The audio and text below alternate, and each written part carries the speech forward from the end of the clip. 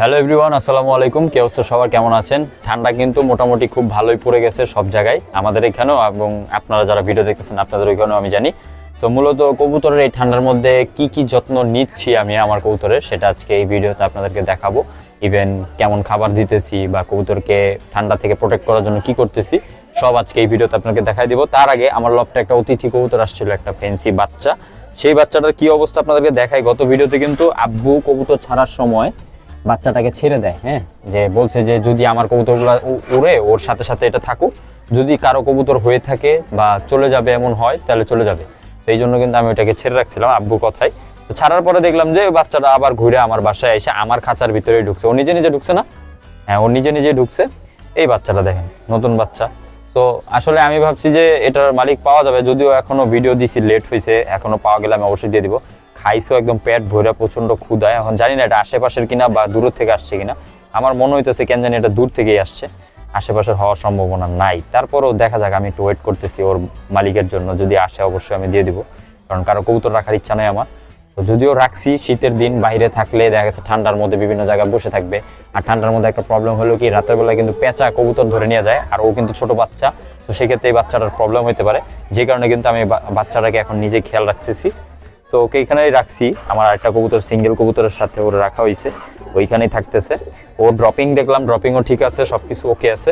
আর আমাদের লফটে আবার নতুন বাচ্চা ফুটছে আমার এই পেয়ারের, মাক্সি পেয়ারের। গতবার এই পেয়ারের বাচ্চা বাঁচাতে পারিনি, তো এবার দোয়া করবেন যাতে এই পেয়ারের বাচ্চাটা আমি এবার বাঁচাইতে পারি ইনশাল্লাহ। আর অন্যান্য কবুতর যেগুলো আছে ঠান্ডার মধ্যে, সর্বপ্রথম আসলে ঠান্ডার মধ্যে যে জিনিসটা হয়, কবুতর ঠান্ডা লাগে বা কবুতরের খাবার খাওয়াটা কমায় দেয়, এই প্রবলেমটা শুরু হয় হচ্ছে ড্রপিং যখন পাতলা হয় তখন থেকে।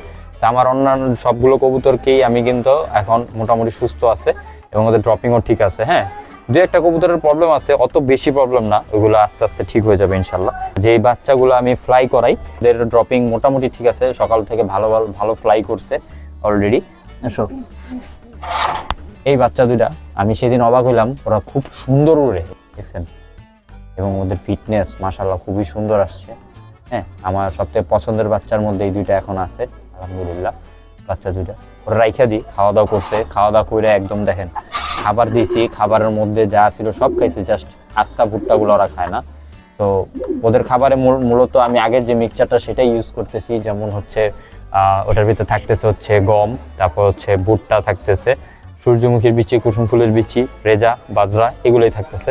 তো মূলত ভুট্টাটা খাইতে চাইতেছে না, তো আব্বু আমাকে একবার বলছে যে তুমি আস্তা ভুট্টাটা ছাড়া আনো। তো এইবার হয়তো আস্তা ভুট্টাটা ছাড়া খাবার নিয়ে আসতে হবে আর কি। এটা 50 না, আর এটা ভুট্টা বাঙানটা যদিও মোটামুটি খায়। আচ্ছা, আমার এটা 2 কেজি দেন, আস্তা ভুট্টাটা আবার খাইতে চায় না। এটা কত করে কেজি? এটা তো গম ছাড়া না?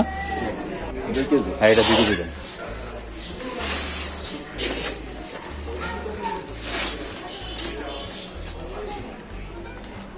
দুই কেজি নিলাম আপাতত।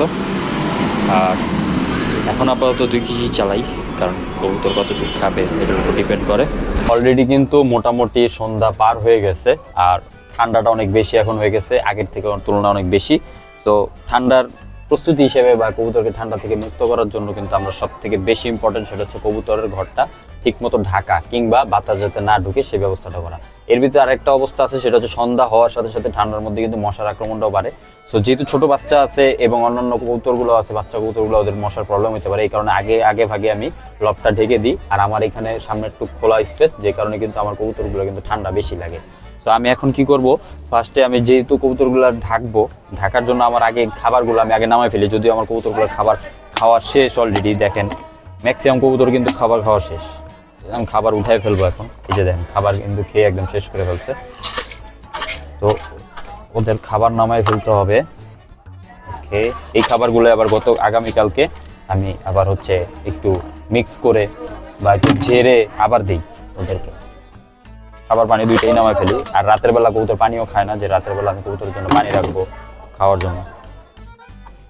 সবগুলা কবুতর একটু ঠান্ডার মধ্যে একটু আর কি হয়ে আছে, একটু ঘুমরা মেরে বসে আছে, ঠান্ডা যেহেতু লাগতেছে ওদের। তো আমার মোটামুটি সবগুলো খাবার, পানি, এভরিথিং নামানো শেষ। এখন যত জলদি পারি লফটটাকে এখন আমি ঢাইকা ফেলতে হবে, কারণ হচ্ছে দেরি করলেই ওদের ঠান্ডাটা বেশি লাগবে। এমনিতে আজকে দেখলাম যে কিছু কিছু কবুতর কিন্তু অলরেডি কাশতেছে, আর আমি ওদের ঠান্ডাকে কাভার করার জন্য এই কাপড়টা ইউজ করতেছি। এটা একটা কম্বল টাইপের কাপড়, একটু মোটামুটি মোটা আছে। সো আমি এর উপর দিয়ে রাতে আবার আরেকটা কাপড় দিয়ে দিই। এখন মূলত সিঙ্গেল দিতেছি, রাত্রে আবার আরেকটা দিব। তো আমার একটা কাপড়ে মোটামুটি কাভার হয়ে যায়। এখানে দিয়ে ঢুকা দেবো। আর এগুলোরে আটকানোর জন্য ইউজ করবো হচ্ছে কাপড় শুকা দেয় যে ক্লিপগুলা, এই ক্লিপগুলা। এটা হচ্ছে এই ক্লিপগুলা দিনের বেলা হচ্ছে আম্মু কাপড় শুকা দেওয়ার জন্য ইউজ করে, আর রাতের বেলা আমি কবুতরের ঘর আটকানোর জন্য ইউজ করি। তো দুইটা কাজে ইউজ হয়।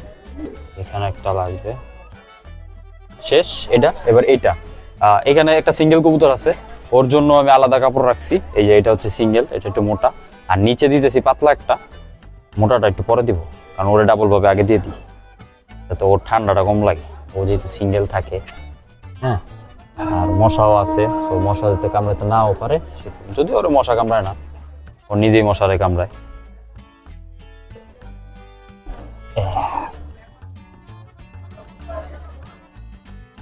তাহলে আমরা যখন কবুতর পালন শুরু করি বা পালন করতে চাই, তখন আমাদের সব কিছু মাথায় রাখতে হয় যে ওর ঠান্ডার সময় ওর কি হইতে পারে বা ওর গরমের সময় ওর কি লাগতে পারে। হ্যাঁ, সব কিছু আমরা মাথায় রাখি। এটা সবাই করা উচিত, কারণ এর ফলে কিন্তু নাইলে কবুতরগুলোর ক্ষতি হওয়ার সম্ভাবনা থাকে। তো এটা জাস্ট এইভাবে উপরটা দিয়ে দিলে হয়ে যায় মোটামুটি। এই শেষ, এই তো মোটামুটি কমপ্লিট। এখানে হচ্ছে এটা এখানে দিয়ে দিব, আর তো তেমন কিছু নাই, জাস্ট বালতিটা এখানে রেখে দিই। এই তো কমপ্লিট। এই ছিল আজকে ভিডিও। শীতে আমার কবুতরগুলো কীভাবে কাভার করতেছি সেটা দেখাইছি। যদিও এর উপরে আমি আরেকটা কাপড় দিব রাতে, তো এটা দেখাইলাম না, এটা রাতে দিব। আর সব থেকে ইম্পর্টেন্ট বিষয় সেটা হচ্ছে রাতে আবার এটা নামাই দিই। যে পলিথিনটা আমি ইউজ করতাম বৃষ্টির দিনে, মানে এটা লাগাই দিই মূলত বাতাসটা তার ভিতরে না ঢুকতে পারে, এই জন্য এটা ইউজ করি। এটা ঠান্ডা থেকে বাঁচানোর জন্য না, বাতাসটা যাতে ভিতরে না ঢুকে, এই আর কি। তো সবাই ভালো থাকেন, সুস্থ থাকেন। আজকের মতো ভিডিও এখানে শেষ করছি। আসসালামু আলাইকুম।